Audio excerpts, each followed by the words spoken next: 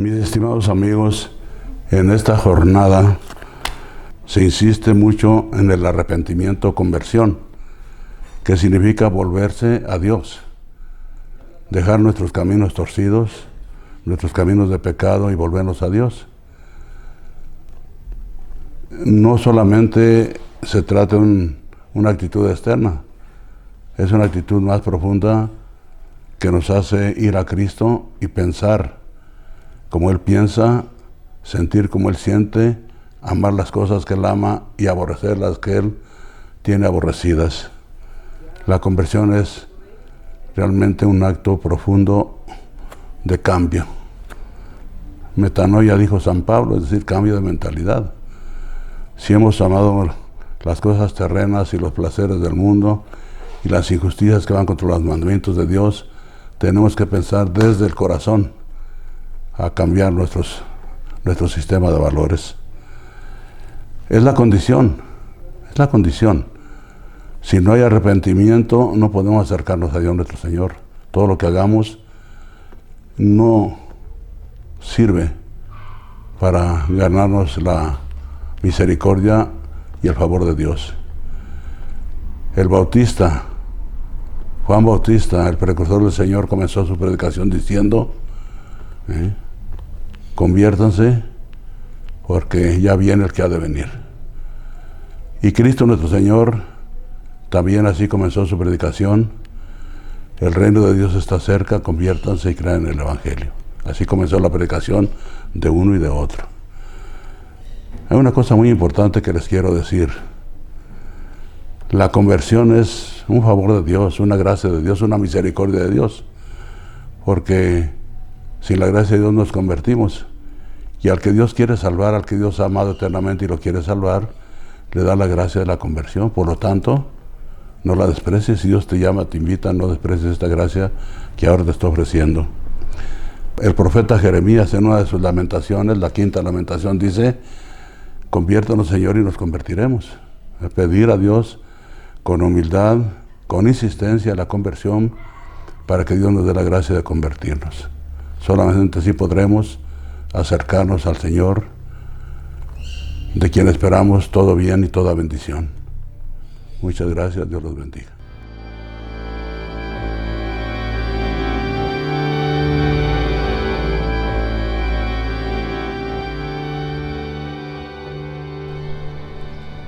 Muy queridos amigos de Mundo Católico, me han pedido participar en esta jornada de ayuno, oración, penitencia, arrepentimiento, relacionada con la fiesta tan hermosa de la preciosísima sangre de Jesús. Y con mucho gusto he aceptado, y providencialmente me ha tocado hacer esta participación mía aquí en Jerusalén. Están ustedes viendo detrás de mí el Pontificio Instituto Notre Dame de Jerusalén, un hermosísimo lugar de la Santa Sede, y que me ha tocado a mí administrar durante varios años a nombre de mi congregación, y por lo tanto acompañar a muchísimos miles de peregrinos de todo el mundo. En este caminar, en este peregrinar por Tierra Santa, muchos de ellos se han encontrado con una realidad hermosa, que es la conversión de su corazón. Una realidad que interpela en primer lugar al amor de Dios, a la misericordia de Dios, a la gratuidad que Dios tiene con nosotros al ofrecernos su perdón, y por otro lado se encuentra también con el realismo de lo que somos los seres humanos. Todos los seres humanos somos muy pobres, todos los seres humanos nacimos con el pecado original, menos la Virgen María, Jesucristo en su humanidad, pero Él es Dios.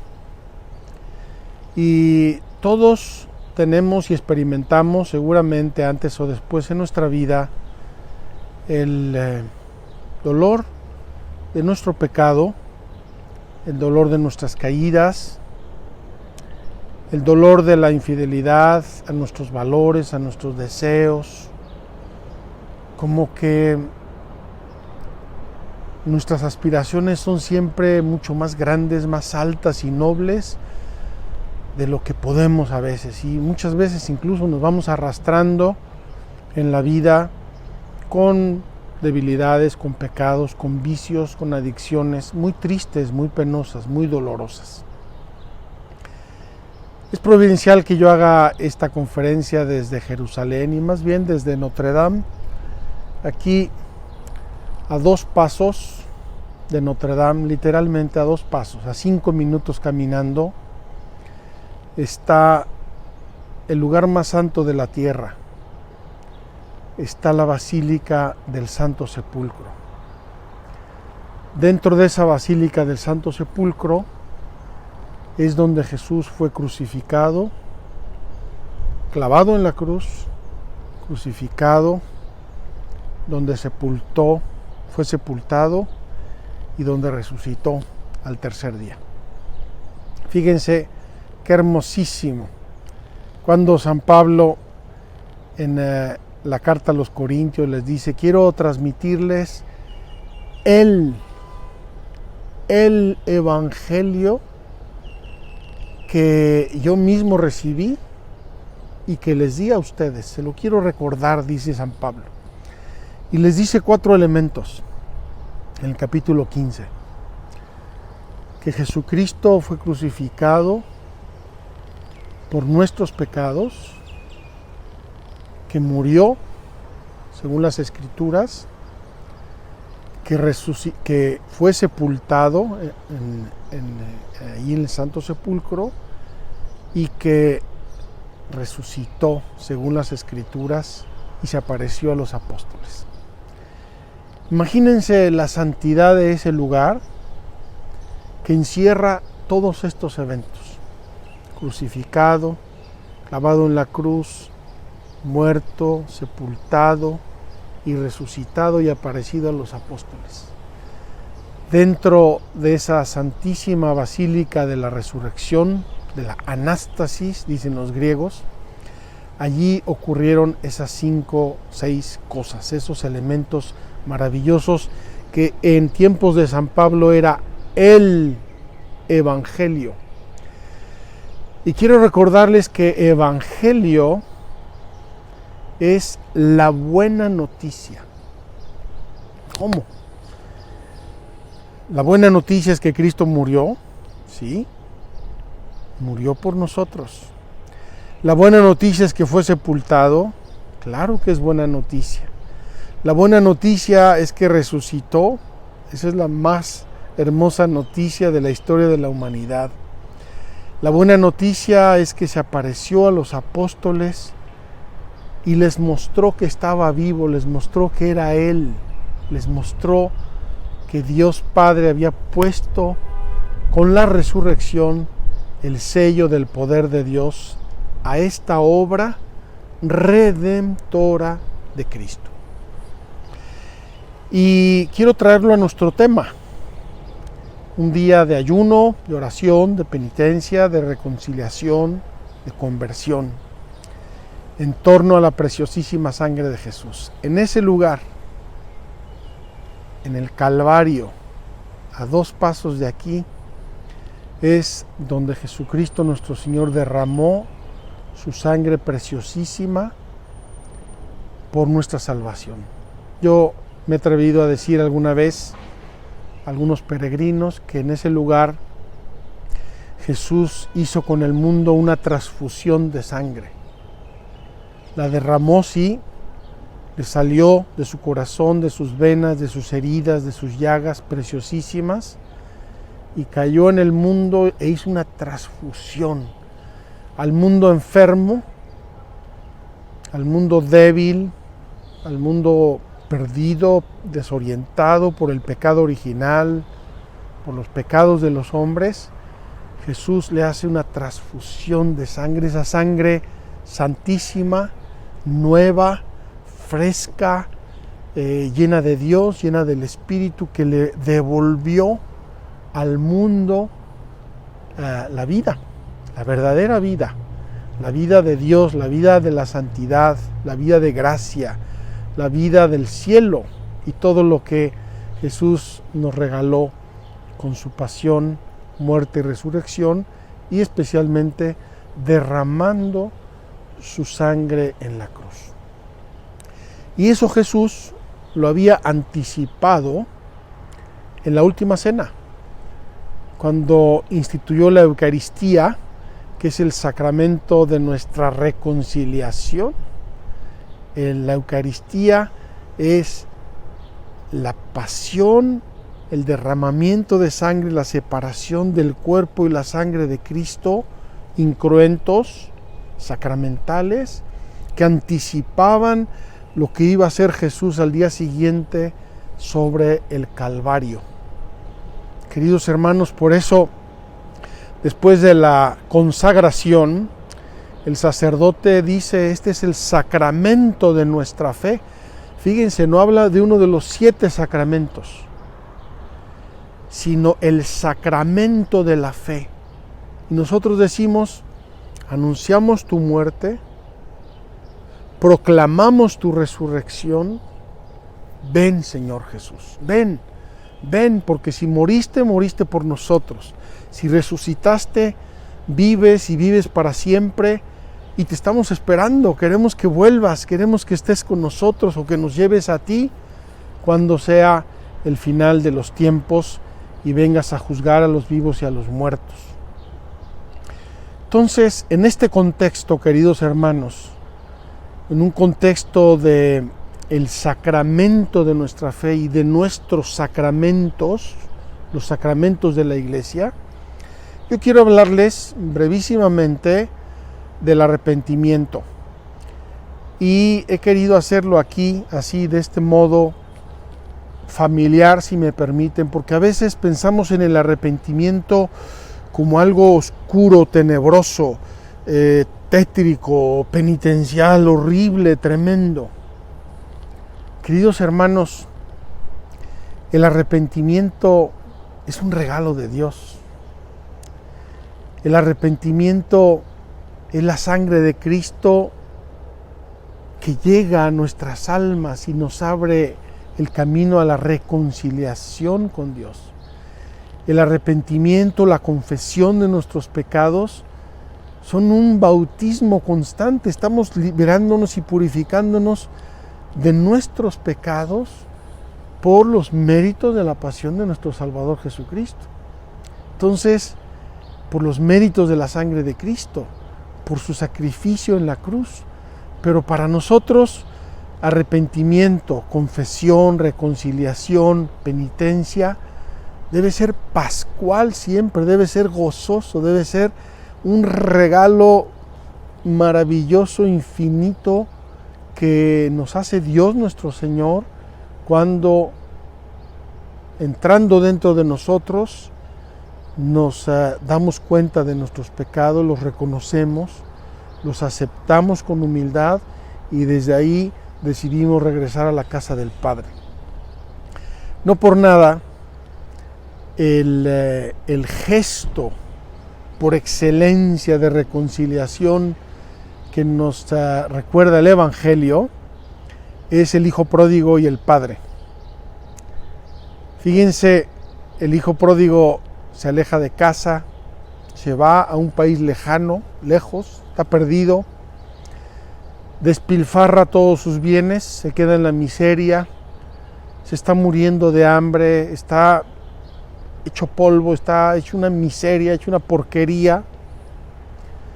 Y ahí reflexiona y empieza su reflexión por el interés, pero vale la pena. En la casa de mi padre hasta los jornaleros tienen para comer y yo me estoy muriendo de hambre aquí. Y entonces saca la preciosísima conclusión: volveré a mi padre y le diré. ¿Qué cosa le va a decir el hijo pródigo a su padre? ¿Le va a hacer un acto de contrición? Un acto de contrición preciosísimo. Padre, he pecado contra el cielo y contra ti. Ya no merezco ser llamado hijo tuyo. Trátame como el último de tus jornaleros. Qué hermosísima oración de reconciliación. Qué precioso acto de contrición que hace Jesucristo en el Evangelio, que nos transmite en boca de este hijo pródigo. Volveré al Padre y le diré. Pero ya desde que estaba ahí con los cerdos, alejado, olvidado del Padre, alejado de su amor, de su misericordia, de su casa, de sus bienes, había perdido su vestido, su anillo, todo, viviendo perdidamente. Ya ahí el recuerdo de la casa del Padre, el Padre, su amor tomó otra dimensión, tomó otra cara, tomó para el hijo pródigo una perspectiva que él nunca había siquiera imaginado. Y entonces dice, volveré. Queridos hermanos, también nosotros, probablemente en nuestra vida, nos hemos alejado de la casa del Padre, de mil maneras. Vicios, hemos dejado nuestra práctica religiosa, probablemente. Nos hemos distanciado, disgustado con nuestros familiares, con amigos, hemos sido infieles. Probablemente hemos caído en la lujuria, hemos robado, no hemos santificado las fiestas, o no hemos honrado a nuestro padre y a nuestra madre, no hemos amado a Dios. Es probable que a nosotros, a todos nosotros nos haya pasado algo de eso porque somos seres humanos. Acuérdense cuando se presentó Pedro y le dijo a Jesús, Señor, ¿cuántas veces tengo que perdonar a mi hermano? ¿Hasta 7 veces? Y Jesús le dice, no te digo hasta 7, sino hasta 70 veces 7. Si Jesús nos pide a nosotros perdonar tanto, es decir, sin límites en términos bíblicos, imagínense lo que Dios mismo hará y estará dispuesto a hacer por nosotros para que nos reconciliemos con Él, para que nos acerquemos al amor, para que recobremos nuestra dignidad de hijos. Entonces, hablar de arrepentimiento, de confesión, de reconciliación, debe ser para nosotros una fiesta, queridos hermanos. Debe ser una fiesta, debe ser una alegría. No debe ser un pesar tétrico, nebuloso, oscuro. Y en ese sentido, tengo que confesarles que no me gustan mucho esas imágenes de santos penitentes con calaveras, flagelos, crucifijos por todos lados, una cosa terrorífica. No me entusiasman, los entiendo, son santos, los venero, les pido su intercesión, seguramente tengo mucho que imitar de ellos, pero yo prefiero esa imagen sencilla, preciosa del hijo pródigo. Y decía yo antes que cuando el hijo pródigo se acerca a su casa, dice el Evangelio que el padre lo vio acercarse desde lejos y le salió al encuentro corriendo desaforadamente. Y cuando llegó el hijo y llegó a él, le dio un abrazo. Y cuando el hijo empezó con el discursito que le tenía preparado de acto de contrición, Padre, he pecado contra el cielo y contra ti, el padre no lo dejó ni terminar. Olvídate, hijo, déjame de tonterías. Estabas muerto y te hemos recobrado vivo. Pronto, maten el ternero cebado, traigan el anillo de la dignidad de hijo. Vistan en una túnica nueva. ¿Por qué? Porque es mi hijo, no necesita más motivos, más razones. Es mi hijo, lo he estado esperando, he soñado con este momento, he esperado este momento, lo deseaba con todo mi corazón. Mi hijo estaba muerto y lo hemos recobrado con vida. Queridos hermanos, están sonando las campanas de la parroquia de Jerusalén. Qué hermoso que las puedan escuchar ustedes. Esas campanas que nos invitan a ir a la iglesia, esas campanas que nos invitan a la misa, al santo sacrificio de la misa, esas campanas que nos hablan del templo de Dios, de sus ministros, de los sacramentos. Qué hermoso que podamos escuchar las campanas de la parroquia de San Salvador en Jerusalén, hablando de la misericordia de Dios, hablando del Padre del Hijo pródigo, hablando de ese abrazo cariñosísimo, apretado, sincero, generoso, leal, fiel del Padre hacia su Hijo. Y cómo el Hijo debió encontrarse en un primer momento desconcertado, sucio, melindroso como estaba, pero sintiendo el abrazo del Padre, a un cierto punto debió reaccionar, hasta que Él reaccionó y Él correspondió al abrazo de su Padre, porque sintió el amor, sintió la confianza, se sintió nuevamente hijo. No era un pobre diablo de limosnero, sucio, apestoso. Era por el abrazo que le dio su Padre, era nuevamente el Hijo amadísimo.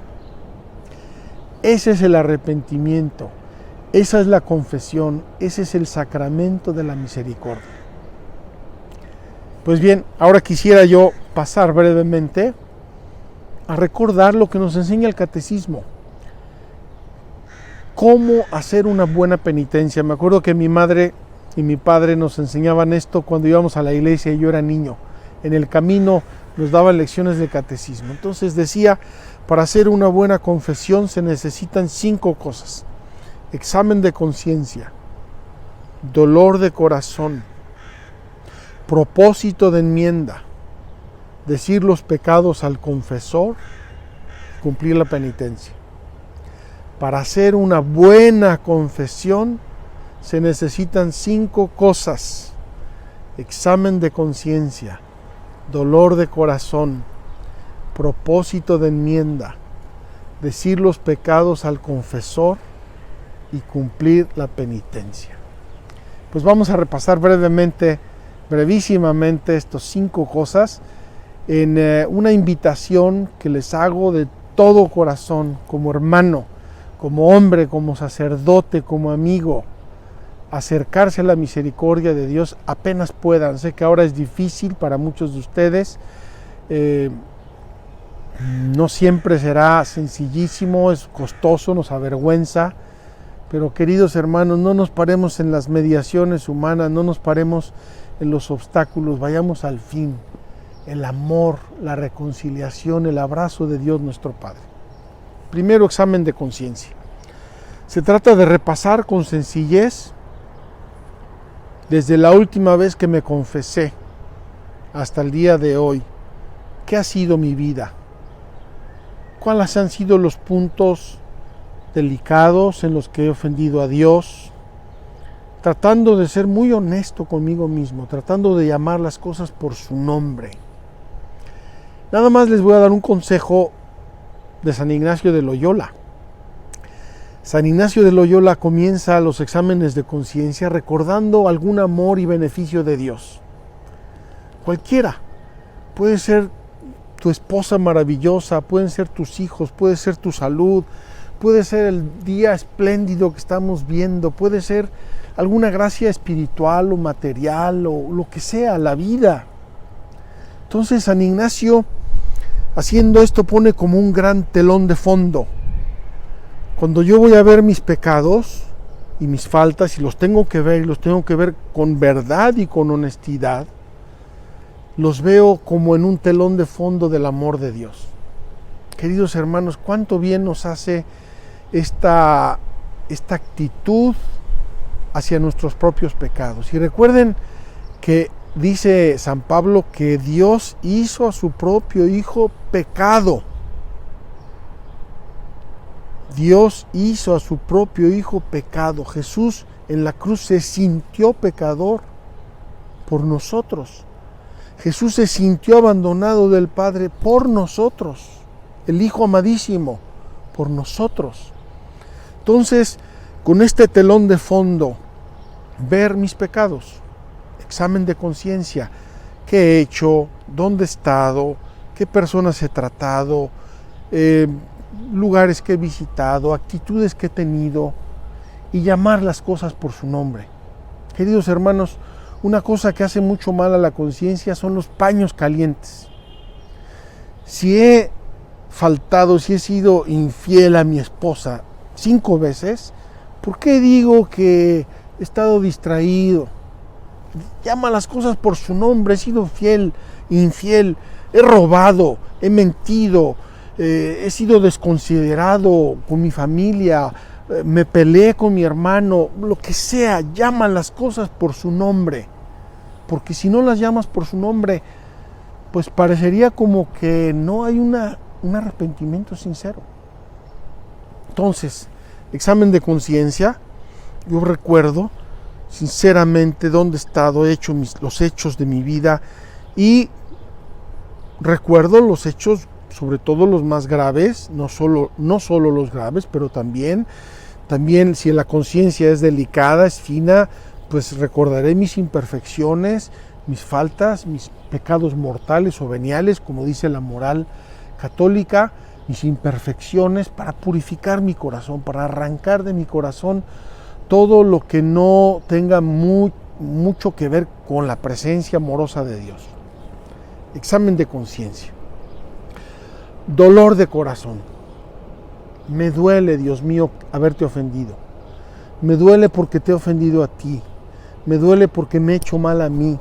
Me duele porque he hecho mal a mi prójimo. Me duele porque me he apartado de tus mandamientos. Me duele porque como el hijo pródigo estoy hecho una porquería, lejos, perdido, lejos de la casa del Padre, comiendo animales de cerdos, alimentos de cerdos. Entonces, examen de conciencia, dolor de corazón, dolor sincero, entrar en mi corazón. Y este dolor no significa necesariamente un sentimiento de dolor. No necesita necesariamente un sentimiento de dolor. Hay personas que tienen mucho apego al pecado y no sienten rechazo del pecado en su sensibilidad, pero sí en la voluntad. Yo soy consciente de lo que he hecho ofendido a Dios, y por eso me duele en mi corazón, me duele en mi voluntad, me duele en mi alma, y por eso le voy a pedir perdón a Dios, aunque a lo mejor el pecado me siga trayendo mucho, pero tengo que ser sincero y honesto y decir: no puedo aceptar esto porque es un desorden objetivo en mi vida y me hace mal. Ofendo a Dios y me hace mal a mí y hace mal a los demás. Luego, examen de conciencia, dolor de corazón, propósito de enmienda. Tenemos que ser coherentes. Si yo reconozco que he hecho ofensas a Dios, que he hecho pecados graves, que me han apartado de los sacramentos, que me han dañado en mis relaciones con Dios y con los demás, pues tengo que hacer un propósito muy sincero, no digo infalible, ojalá, no, pero sincero, de enmienda, de corregirme, de poner lo mejor de mi parte para salir adelante, para corregirme. Y esta es la parte medicinal de la confesión. La parte de la confesión tiene una parte que es, pues, punitiva, me duele, me hago mal, me arrepiento, me humilla, me avergüenza, pero también tiene una parte medicinal, me hace mucho bien, me hace una persona mejor, me pone en el camino de corregirme, de lograr nuevas metas, de ser una persona mejor o más santa. Examen de conciencia, dolor de corazón, propósito de enmienda, decir los pecados al confesor. Miren, Yo soy sacerdote, soy pecador, peco, yo también necesito confesarme. Yo reconozco que soy muy poca cosa y los sacerdotes todos somos muy poca cosa. Pero es que cuando tú vas a hablar con el sacerdote, no te confiesas con el sacerdote. A través del sacerdote te confiesas con Dios.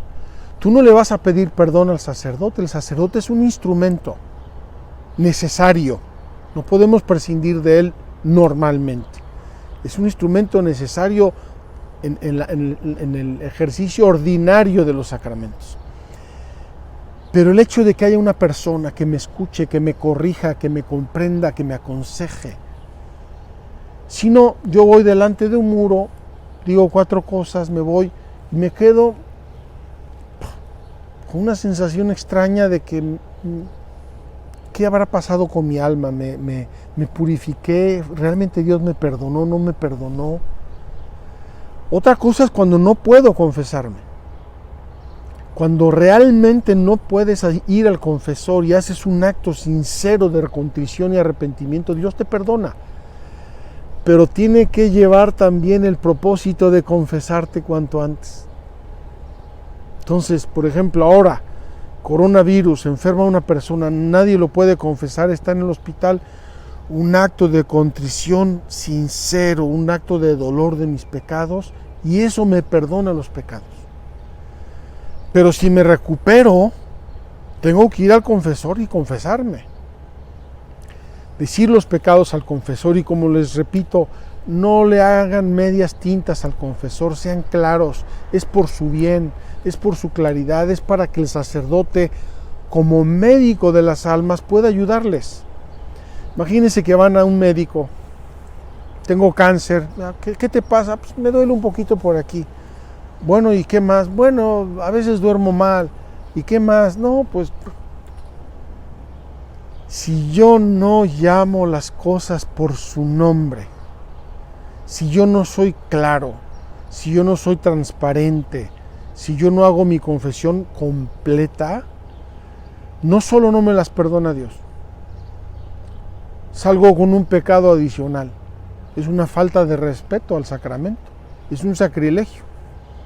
Entonces, no es que son 2 cosas cuando yo sinceramente no me acordé de algo y luego me acuerdo. Bueno, pues ya se lo diré al sacerdote la próxima vez. Pero cuando yo oculto algo consciente y deliberadamente y no se lo digo al sacerdote por algún motivo, no solamente no se me perdonan mis pecados, sino que se añade uno más, que es el sacrilegio, la falta de respeto al sacramento mismo. Entonces, el confesarnos con el sacerdote nos ayuda, abre nuestras almas, nos ayuda a ser objetivos, nos hace poner los pies sobre la tierra. Y finalmente, cumplir la penitencia. Los sacerdotes normalmente dejamos una penitencia muy simbólica, muy sencilla, decirnos Padres Nuestros, un misterio del Rosario, una visita al Santísimo, etc. A veces puede ser que algún sacerdote te deje una penitencia un poco más seria. Las penitencias tienen el sentido de ser una medicina para tu alma. No se trata de machacarte, no se trata de humillarte, no se trata de ponerte en una condición más difícil y penosa, sino se trata de acercarte al amor de Dios y de que esa sangre de Cristo que derramó Jesús en el Calvario llegue a tu alma, la purifique, la santifique, la llene del amor, de la misericordia, te ayuda a ser una persona mejor. Queridos hermanos, partimos de Jerusalén, pasamos por el Calvario, por el cenáculo, llegamos al Padre y al Hijo pródigo, explicamos brevemente los pasos para hacer una buena confesión. Ahora nos toca a nosotros acercarnos al sacramento del amor, de la reconciliación, al sacramento que nos lava, que nos redime, que nos restaura, que nos devuelve el amor, que nos da la misericordia amorosísima de Dios nuestro Señor. Espero que estas reflexiones en el contexto de esta fiesta de la preciosísima sangre, así como en esta jornada de oración, de penitencia, de ayuno, de conversión, les puedan ayudar en sus almas y en sus en sus vidas. Sepan que desde Jerusalén encomiendo este día, esta actividad, para que produzca muchos frutos de salud espiritual, de gracia, de gozo, de acercamiento al amor de Dios. Les pido sus oraciones por mí, como dice el Papa, por la Iglesia. Y desde Jerusalén, desde Notre Dame de Jerusalén, les mando un cordial saludo y un abrazo sacerdotal. Que Dios los bendiga.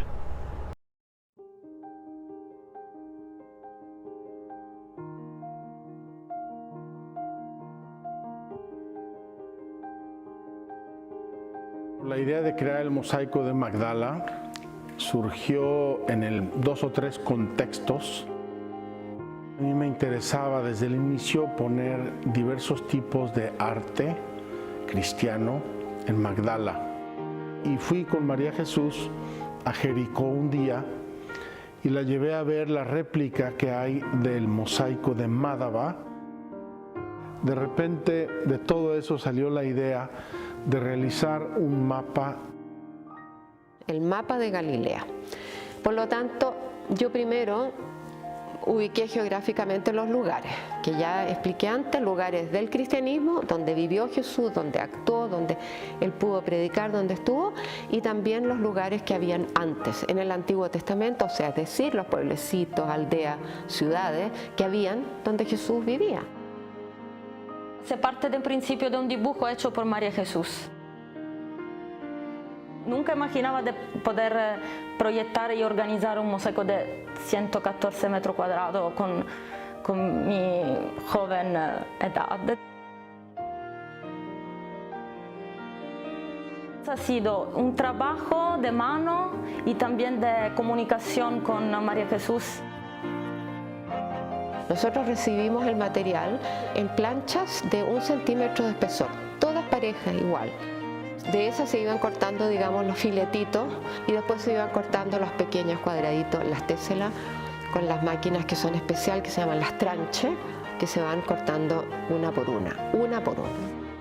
Tomando la técnica antigua, los materiales y sus cortes y después el aburatamiento, que es, digamos, pulir naturalmente en unas máquinas que van dando vuelta a las piedras, se les va botando el canto. Por eso tiene la magia de cada tésera. Cada tésera es única y tiene una dulzura porque tiene ya todos sus cantitos botados.